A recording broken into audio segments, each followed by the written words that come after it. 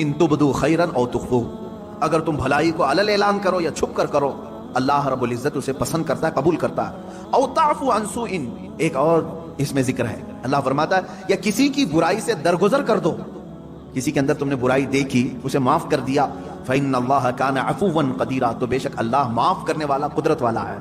ایک بات یاد رکھیں، معاف کرنا کس کی صفت ہے؟ اللہ کی صفت، آپ سب کو معلوم۔ رحم کرنا کس کی صفت ہے؟ اللہ، وہ رحیم بھی ہے عفو بھی ہے۔ یہ دو عادتیں اگر بندہ اپناتا ہے، بندے کے اندر اگر رحم آیا کسی کے دل کے کسی کے لیے، اور کسی کو دیکھ کر کے بھی اس نے معاف کر دیا، اس پر ایک روایت ہے اللہ رب العزت فرماتا ہے اس بندے کو عذاب دینے میں مجھے حیا آتی ہے کہ رحم میری صفت ہے، عفو میری صفت ہے، میرا بندہ ہو کر یہ رحم کر رہا ہے اور عفو کر رہا ہے، تو اللہ رب العزت اسے عذاب سے بری کرتا ہے جو معاف کرنے کی اپنے اندر چھمتا رکھتا ہے یا طاقت رکھتا ہے۔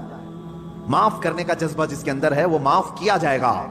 حضور اکرم صلی اللہ علیہ وسلم کی مشہور حدیث ہے، من لا یرحم لا یرحم، جو کسی پر رحم نہیں کرتا قیامت کے دن اس پر بھی رحم نہیں ہوگا۔ یہ سمجھ کر کے چلو، تم پر بھی رحم نہیں کیا جائے گا۔ ہاں، رحم کرنا اور معاف کرنا اگر کسی کی عادت ہے، امید رکھے کہ اللہ بھی اس پر رحم کرے گا اور اسے معاف بھی کرے گا۔ آپ اپنے رب سے اپنے متعلق جیسی امید رکھتے ہیں ویسی بندوں کے ساتھ بھی کریں۔ مثال کے طور پر 100 گناہ ہو گئے میرے، 100 گناہ ہو گئے، اللہ سے تم کیا امید رکھتے ہو؟ اللہ رب العزت سے تمہاری امید یہی ہے کہ میرا مولا مجھے معاف کرے گا، ہے کہ نہیں؟ تم اپنے متعلق تو یہ امید رکھتے ہو، لیکن تمہارے ساتھ جب کسی نے ایک بھی برائی کر دی اور 9 اچھائیاں کیا ہے، 10 میں سے 9 اچھائیاں کیا، ایک برائی کیا، تم اس کو معاف کرنے کی طاقت نہیں رکھتے؟ یہ نہیں سوچتے کہ اس کے پاس 9 اچھائیاں تھی میرے ساتھ، ایک برائی ہو گئی ہے، معاف کر دو اس کو؟ تو یہ ایک بات یاد رکھو، تم اپنے رب سے 100 گناہ اپنے معاف کرانے کی امید لے کر بیٹھے ہو اور اپنے بھائی کے ایک گناہ کو معاف کرنا نہیں چاہتے، تو پھر بھول جاؤ تمہیں بھی قیامت کے دن معاف نہیں کیا جائے گا۔ اب ایک حدیث میں سناتا ہوں معاف کرنے کے متعلق، یہاں آئی ہے، اس لیے ہمارے معاملات ہوتے ہیں ایک دوسرے کے، مرنے سے پہلے امت مصطفیٰ کو معاف کر کے مرو، کبھی بھی ہو، بدلے کی بھاونا، انتقام کا جذبہ نہ رہے، اللہ کے حوالے کر دو۔ میرے ساتھ جس نے بھی جو کچھ بھی کیا، اللہ تو منتقم حقیقی ہے، تو ہی دیکھ لے، اپنے معاملات چھوڑ دو اللہ کے اوپر۔ اور رہی بات کسی نے کچھ کیا ہے تو معاف کر دو، جب تم معاف کر کے مرو گے تو ہو سکتا ہے تم نے بھی کسی کو ٹھیس پہنچایا ہوگا، یا زبانی یا ہاتھ سے، کسی بھی طرح سے، ان کے بھی دل زخمی ہوں گے کسی نہ کسی کی۔ اب یہ رب تعالیٰ اپنے ذمہ کرم پر لیتا ہے، ان کے دلوں کو نرم کرتا ہے، وہ بھی تمہیں معاف کر دیتے ہیں جب تم معاف کر کے دنیا سے جاؤ گے۔ میں حدیث بتا رہا تھا، حدیث یہ ہے، 2 بھائیوں میں تکرار ہوئی، جھگڑا ہوا، ایک دوسرے سے دونوں کا کچھ نہ کچھ مباحثہ ہوا، اور تکرار کے بعد دونوں الگ ہوئے جھگڑے کے بعد، لیکن ان میں سے ایک بھائی معافی مانگنے کے لیے آیا دوسرے کے پاس۔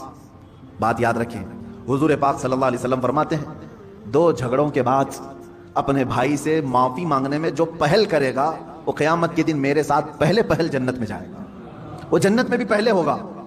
یہی بات تو حضرت امام حسن اور امام حسین کے درمیان حضرت فاطمہ نے کہا تھا، دونوں چھوٹی عمر کے تھے، 6 سال یا 5 سال، دونوں میں کچھ تکرار ہوئی، بچپنے کی بات، لڑ کر کے آئے سیدہ زہرا سلام اللہ علیہا کے پاس۔ آپ کے پاس جیسی آئے تو انہوں نے کہا، ایک جملہ یہ کہا، بیٹا مجھے معلوم نہیں کس کی غلطی ہے کس کی خطا ہے۔ ماں فاطمہ تو زہرا رضی اللہ تعالیٰ عنہا فرما رہی ہے، مجھے یہ نہیں معلوم، لیکن ایک بات یاد رکھ لو کہ دونوں کے تکرار سے، دونوں کے جھگڑوں سے کہیں اللہ دونوں سے ناراض نہ ہو جائے، دونوں رونے لگے، کچھ بھی ہو جائے لیکن مولا ہمارا نہ روٹھے۔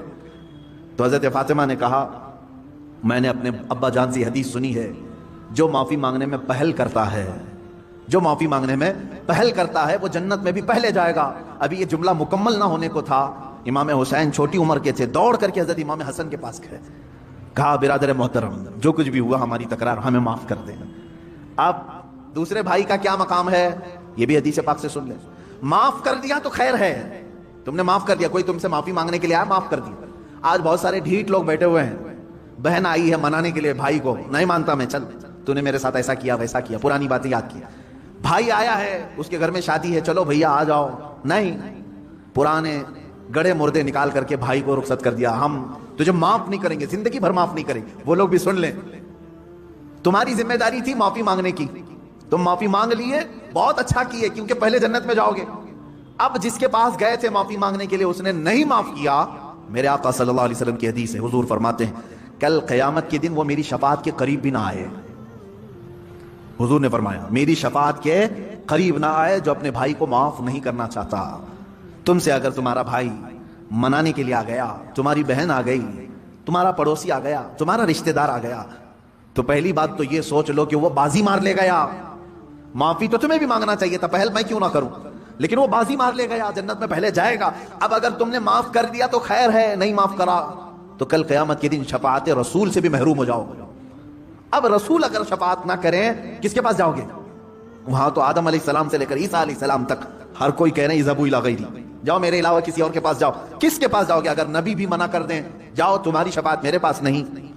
اللہ کے نبی صلی اللہ علیہ وسلم فرماتے ہیں جو اپنے بھائی کو معاف نہیں کرتا کل وہ میری شفاعت کے قریب نہ آئے.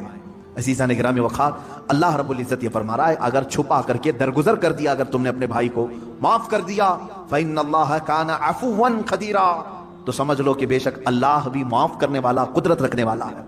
یہاں قدیر کا لفظ آیا ہے. عفو کا مطلب ہوا معاف کرنے والا, قدیر کا مطلب ہوا قدرت رکھنے والا. دونوں کی میچنگ کیا ہے؟ معاف کرنے والا ہے, قدرت رکھنے والا ہے. معاف کرنے والا ہے, قدرت رکھنے والا ہے. میرے عزیزو, قدیر کے لفظ کا اس میں جو کمبینیشن ہے وہ جو ہمیں یہاں نظر آتا ہے وہ یہ ہے کہ مولا تبارک و تعالیٰ تمہارے گناہ سمندر کے برابر بھی ہوں تو قدرت رکھتا ہے کہ وہ معاف کر دے.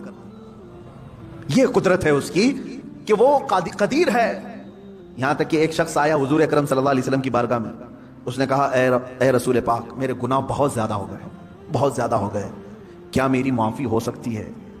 اللہ کے حضور میرے آقا صلی اللہ علیہ وسلم نے عرض کیا کہ مولا کیا اس بندے کی معافی ہو سکتی ہے؟ رب تبارک و تعالیٰ نے جبرائیل امین کے ذریعے بھیجا اور ارشاد فرمایا اے رسول پاک صلی اللہ علیہ وسلم آپ اس بندے سے پوچھیں کیا اس کے گناہ سمندر کے برابر ہیں؟ حضور صلی اللہ علیہ وسلم نے اس سے پوچھا کہ اللہ تعالیٰ نے یہ سوال کیا ہے تجھ سے؟ اس نے کہا نہیں, اس سے بھی زیادہ ہے, اس سے بھی زیادہ ہے. رب تبارک و تعالیٰ نے پھر فرمایا اے حبیب اس سے پوچھیں پوری دنیا کے درختوں کے پتوں کے برابر ہیں اس کے گناہ؟ حضور نے جب یہ پوچھا تو اس نے کہا اس سے بھی زیادہ ہے, اس سے بھی زیادہ ہے. رب تبارک و تعالیٰ نے فرمایا اے رسول اس سے پوچھ لیں زمین و آسمان کے بیچ میں جتنا خلا ہے کیا اتنے گناہ ہیں اس کے؟ حضور صلی اللہ علیہ وسلم نے اس سے سوال کیا رب تعالیٰ تجھ سے یہ پوچھ رہا ہے, تو بندہ کہتا ہے شاید اس سے بھی زیادہ ہوں گے, میرے گناہ شاید اس سے بھی زیادہ ہوں گے. اب رب تبارک و تعالیٰ فرماتا ہے اے رسول اس سے فرما دے چاہے جتنے بھی گناہ ہوں گے میری رحمت سے تو زیادہ نہیں, میری رحمت سے بھی زیادہ ہے. اب رسول کریم صلی اللہ علیہ وسلم نے اس بندے سے پوچھا رب تعالیٰ اب تجھ سے یہ پوچھ رہا ہے, تو نے کہا تیرے گناہ سمندر سے زیادہ, پتوں سے زیادہ, زمین و آسمان کی خلا سے زیادہ, کیا تیرے گناہ رب کی رحمت سے بھی زیادہ ہے؟ وہ رونے لگ گیا, کہا اے اللہ کے رسول اللہ رب العزت کی رحمت بے کراں ہے, بے حساب ہے, میرے گناہ اس کی رحمت کو کہاں لگیں گے؟ تب رب تعالیٰ نے فرمایا اے رسول اس سے فرما دیں تیرا رب قدیر ہے, قدرت رکھتا ہے, یہ بڑے گناہوں کو بھی معاف فرما سکتا ہے. تو وہ قدیر کا معنی ہے گناہ بخشے جا سکتے ہیں, لیکن ایک بات یاد رکھیں ایمان پہ موت ہو شرط ہے, ایمان پہ اگر موت ہو تو اللہ عفو و قدیر ہے. آگے کی جو آیت ہے وہ ٹاپک سے تھوڑی ہٹ کر کے ہے, یہاں سے دوسری باتیں چل رہی ہیں. اللہ رب العزت نے فرمایا بے شک وہ لوگ جنہوں نے اللہ اور اس کے رسول کو نہیں مانا یا کفر کرتے ہیں, نہیں مانتے, اور یہ چاہتے ہیں کہ اللہ اور اس کے رسول کے درمیان جدائی پیدا کریں, اور کہتے ہیں کہ بعض پر ایمان لاتے ہیں بعض کو انکار کرتے ہیں, اور چاہتے ہیں کہ ایمان و کفر کے بیچ میں کوئی راستہ نکال لیں. اللہ فرماتا ہے اولئک هم الکافرون حقا, یہ ٹھیک ٹھیک یہی اصل کافر ہے. آیت کا لب لباب میں بتا دوں خلاصہ, اللہ تعالیٰ نے یہاں پر 3 لوگوں کی مذمت فرمائی, اس میں سے ایک آدمی کی میں بات کر رہا ہوں. ایک ایمان ہے لا الہ الا اللہ, اللہ کے سوا کوئی معبود نہیں. میرے عزیزو یہ دن ہے. ایک طرف کفر ہے, کروڑوں خدا ہے, یہ بھی خدا, یہ بھی خدا, یہ بھی خدا. یہ رات ہے. مجھے بتاؤ یہ 2 اپوزٹ چیزیں مل سکتی ہیں؟ ایک کہہ رہا ہے کوئی خدا نہیں سوائے اللہ کے, ایک کہہ رہا ہے ہر ایک خدا ہے. اپوزٹ چیزیں ہو گئی. ایمان اور کفر مل سکتے ہیں, دونوں کا ملاپ ہو سکتا ہے, لیکن کچھ لوگ چاہتے ہیں کہ ان کے بیچ میں ایک راستہ نکال لیں. انہی کے بارے میں قرآن کہتا ہے, اللہ تعالیٰ فرماتا ہے یریدون ان یتخذوا بین ذلک سبیلا, کچھ لوگ ایسے ہیں جو چاہتے ہیں ان کے اور ان کے بیچ میں ایک راستہ نکال لیں. یہ لوگ کون ہیں؟ وہ بعض اسلام کو بھی ایکسپٹ کرنا چاہتے ہیں اور بعض کفر کو بھی قبول کرنا چاہتے ہیں. یہ بھی تھوڑے اچھے ہیں, یہ بھی تھوڑے اچھے ہیں. ان کی یہ چیزیں ہم نہیں لیں گے, ان کی یہ چیزیں ہم نہیں لیں گے, دونوں کو ملا کر کے تم مکسچر ایک راستہ بنانا چاہتے ہو. یہ کون لوگ ہیں مولا؟ رب تعالیٰ فرماتا اولئک هم الکافرون حقا, حقیقت میں تو بڑے کافر یہ ہیں جو باؤنڈری کو پاٹ رہے ہیں، بیچ کی باؤنڈری کو ہٹا رہے ہیں، یہ حقیقت میں بڑے کافر ہیں۔ اللہ فرماتا ہے وَأَعْتَدْنَا لِلْكَافِرِينَ عَذَابًا مُهِينًا، رب تعالیٰ فرماتا ہے ہم نے کافروں کے لیے ذلت کا عذاب تیار رکھا ہے۔ میرے عزیزو، اس میں ہونا کیا چاہیے؟ دیکھیں بعض لوگوں کو ایسا لگے گا کہ یہ کسی سے بھی ملنے کی بات نہیں کرتے ہیں۔ کیوں نہیں؟ آپ ملے، سارے لوگوں سے ملے، دنیا میں جتنے ریلیجنس ہیں سب سے ملے، آپ یہودی، عیسائی، ہندو، جو کچھ بھی ہیں سب سے ملے، اخلاق تم اپنے دکھاؤ ان کو۔ لیکن میں جس چیز کی بات کر رہا ہوں وہ یہ ہے کہ اپنے اخلاق کے ساتھ دوستی رکھی جا سکتی ہے، لیکن ہر عقیدے کو ایکسپٹ نہیں کیا جاتا۔ ہر ایک چیز کو ہم اپنے رنگ کو ایسا نہ بدلیں جس کو محاورے میں کہا گیا کوا چلا ہنس کی چال، اپنی چال بھول گیا۔ کوا جو ہے وہ سوچتا ہے ہنس کی طرح میں بھی چل کر کے دیکھوں، بعد میں ہوتا کیا ہے وہ پریکٹس کرتے کرتے وہ ہنس کی طرح بھی نہیں چل پا رہا ہے اور اصلی کوا بھی نہیں رہا، بیچ کا ہو گیا، اس کو اپنی چال ہی ختم، بھول گیا۔ اسی طرح کچھ لوگ ایسے ہیں جو سوچتے ہیں نہیں ہم سیکولر ہیں، ہم بیچ والے ہیں، ہم پورے مسلمان بھی نہیں بننا چاہتے، ہم پورے وہ بھی نہیں، وہ درمیان میں آ کر کے ان کو بعد میں یہ بھی بھول جاتے ہیں کہ ہم تھے کیا اصل، وہی کوے ہیں جو اپنی چال بھول گئے۔ اسی لیے کہا گیا ہے اللہ رب العزت نے تمہیں جس فطرت میں پیدا کیا ویسی ہی رہو، ویسی ہی رہو۔ اب اس کو ایک میں دوسری مثال بتا دوں۔ ایک بندہ ایسا ہے کتوں سے بہت پیار کرتا تھا، کتے اسے اچھے لگتے تھے، یہ تھا انسان لیکن کتوں سے اسے پیار تھا، تو اس نے یہ سوچا کہ میں تھوڑا انسان رہوں تھوڑا کتا بن کے رہوں، تو وہ کتوں کے ساتھ جاتا رہا، تھوڑا چار پیر سے چلتا رہا، دونوں ہاتھ زمین پہ رکھنا اور گھٹنوں کے بل چلتا رہا، کتے جیسا منہ ہلاتے ہیں ویسا ہلاتا رہا، کیونکہ اسے پیار تھا، اور تھا کیا انسان۔ وہ کتوں سے پیار کی وجہ سے تھوڑا کتا بننے کی کوشش کرتا رہا، لیکن بہت دن وہ پریکٹس کر کر کے اس کی حالت ایسی ہو گئی کہ کتا تو بن نہیں سکا، کیونکہ نہ دم آئی نہ کان نکل پائے، کچھ نہیں ہو سکا، کتا نہیں بن سکا۔ لیکن اب سیدھا چلنے کی کوشش کر رہا ہے تو وہ بھی نہیں آ رہا ہے۔ یہ بھی تذکرہ ہے بزرگوں کی کتابوں میں موجود ہے۔ اب وہ سیدھا چلنے کی کوشش کر رہا ہے انسانوں کی طرح، وہ بھی نہیں ہو پا رہا ہے اس سے، کیونکہ بہت دن پریکٹس کیا کتا بننے کی۔ تو کیا ہوا؟ نہ انسان بن کر کے رہا نہ کتا بن کر کے، یہ کون سی تیسری مخلوق بن گئی، ایک الگ ہی بن گیا۔ یہی قرآن کہتا ہے کہ کچھ لوگ یہ چاہتے ہیں کہ بیچ کا راستہ نکالیں۔ میاں کاہے کا بیچ کا راستہ؟ کیا اسلام میں کوئی چیز کمی رہ گئی تمہیں؟ جو اکبر بادشاہ نکالنے کی کوشش کیا تھا، دونوں کو میچ کر کے ملا کر کے ہم ایک نیا دین تیار کریں گے، نیا مذہب تیار کریں، یہ بھی ہم کو چاہیے یہ بھی ہم کو چاہیے، دونوں کو ملا کر کے۔ اکبر نے جو دین نیا شروع کیا تھا، اکبر بادشاہ، وہ مرتد ہو کر کے مر گیا بیچارہ، وہ وزیروں کی سن کر کے۔ اس نے کیا کیا تھا؟ دونوں کو میچ کرتے ہیں، مسجد میں اذان کی بجائے سیپ بجائیں گے تاکہ وہ بھی راضی رہیں گے، نماز پڑھو تم لیکن ممبر پر مورتی بھی رکھی جائے گی، دونوں چیزیں رہیں گی۔ میچ کر کے دونوں کو بیچ کا راستہ نکالنے کی کوشش کیا اور وہ بیچ کا بن کر کے رہ گیا۔ میرے عزیزو یہ بات یاد رکھو، اللہ نے تمہیں جس فطرت میں پیدا کیا ہے اسی فطرت میں کامل بن کر کے رہو، اسی میں تمہاری عزت ہے، اسی میں تمہاری عزت ہے۔ قرآن کہتا ہے یا ایھا الذین آمنوا ادخلوا فی السلم کافۃ، اے ایمان والو اسلام میں پورے کے پورے داخل ہو جاؤ، آدھا تیتر آدھا بٹیر نہیں، پورے کے پورے داخل ہو جاؤ۔ حضرت عبداللہ بن سلام رضی اللہ تعالیٰ عنہ صحابی ہیں، صحابی رسول ہیں۔ آپ جانتے ہیں اس صحابی رسول کو ایک چیز پر اللہ کے رسول صلی اللہ علیہ وسلم نے منع فرما دیا، کیا؟ پہلے یہودی تھے، وہ بڑے یہودی عالم تھے، تورات کے عالم تھے۔ یہودی مذہب میں سنیچر کے دن شکار کرنا حرام ہے، گوشت کھانا حرام ہے سنیچر کے دن۔ دوسری چیز، اونٹ کا گوشت ان کے لیے حلال نہیں، حرام ہے۔ شریعت موسوی میں یہودی اونٹ کا گوشت نہیں کھاتے، حرام ہے ان کے لیے۔ اب حضرت عبداللہ بن سلام جب اسلام لائے تو تورات کے پرانے حافظ تھے، عالم تھے، اب قرآن کے بھی بڑے عالم بن گئے، لیکن حضرت عبداللہ بن سلام کیا کرتے تھے؟ سنیچر کے دن گوشت نہیں کھاتے تھے، سنیچر کے دن گوشت نہیں کھاتے، اور اونٹ کا گوشت نہیں کھاتے تھے۔ ان کا اپنا اجتہاد تھا، وہ کیا سوچ کر کے کرتے تھے اس طرح سے؟ جب صحابہ نے ان سے پوچھا تو انہوں نے کہا اسلام میں گوشت کھانا واجب تھوڑی نہ ہے، فرض ہے کیا اونٹ کا گوشت کھانا؟ کھاؤ تو ٹھیک ہے، نہیں کھاؤ تو کوئی بات نہیں، کھا لیا تو حلال ہے، واجب تو نہیں ہے، مینڈیٹری تو نہیں ہے۔ حضرت عبداللہ بن سلام نے کہا اسلام میں یہ واجب نہیں ہے اور میں چھوڑ دیتا ہوں، نہیں کھاتا ہوں، تو یہودی مذہب پر بھی عمل ہو جائے گا، اسلام پہ بھی عمل ہو جائے گا۔ سنیچر کے دن گوشت کھانا اسلام میں واجب تھوڑی نہ ہے، واجب نہیں ہے، نہیں کھائے گا تو کچھ فرق نہیں پڑتا، لیکن میں اگر نہیں کھاؤں گا سنیچر کے دن تو دونوں مذہب پر عمل ہو جائے گا، یہودی مذہب پر بھی کہ ان کے مذہب میں سنیچر کے دن گوشت کھانا حرام ہے، اس پر بھی عمل ہو جائے گا، اسلام پہ بھی عمل ہو جائے گا۔ جب انہوں نے ایسا کہا تو اللہ تعالیٰ نے آیت نازل فرما دی، یا ایھا الذین آمنوا ادخلوا فی السلم کافہ، اے ایمان والو اسلام میں پورے کے پورے آ جاؤ۔ آدھا اس پر عمل کرنا، آدھا اس پر عمل کرنا نہیں، بلکہ پورے کے پورے اسلام میں داخل ہو جاؤ۔ تو درمیان کا راستہ نکالنے کی کوشش نہ کریں۔ میں نے بہت گمبھیر مثالیں دی ہیں، ہاں کچھ لوگوں کے لیے وہ حقیقت میں گمبھیر مثالیں ہیں کہ کتا بننے کی کوشش کرتے رہو گے، نہیں بن سکتے، کیونکہ تمہیں 2 پیر دیے ہیں، 2 ہاتھ دیے ہیں، تم ہاتھ سے اٹھا کر کے کھانا کھانے کی فطرت رکھتے ہو۔ لیکن جانور سے پیار ہے، ٹھیک ہے، اچھی بات ہے، کتے سے پیار ہے، اچھی بات ہے، کیونکہ ہم کتوں سے نفرت نہیں کرتے، کسی بھی جانور سے نفرت کرنے کا حکم نہیں دیا گیا ہے سوائے موذی اور نجس۔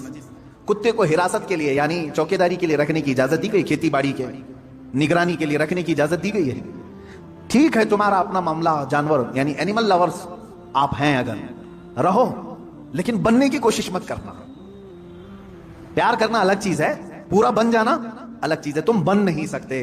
اسی طرح اسلام دن ہے، کفر رات ہے، دونوں کے بیچ میں اگر تم نکالنے کی راستہ سوچو گے تو پھر کیا ہو جائے گا؟ وہی ہو جائے گا کہ تم پورے نہ اسلام میں رہ پاؤ گے نہ پورے کفار میں رہ پاؤ گے۔ اللہ رب العزت نے اسلام جیسی عظیم دولت سے تمہیں سرفراز کیا ہے، تو اسی میں پورے کے پورے باقی رہو، اسی میں پورے کے پورے رہو۔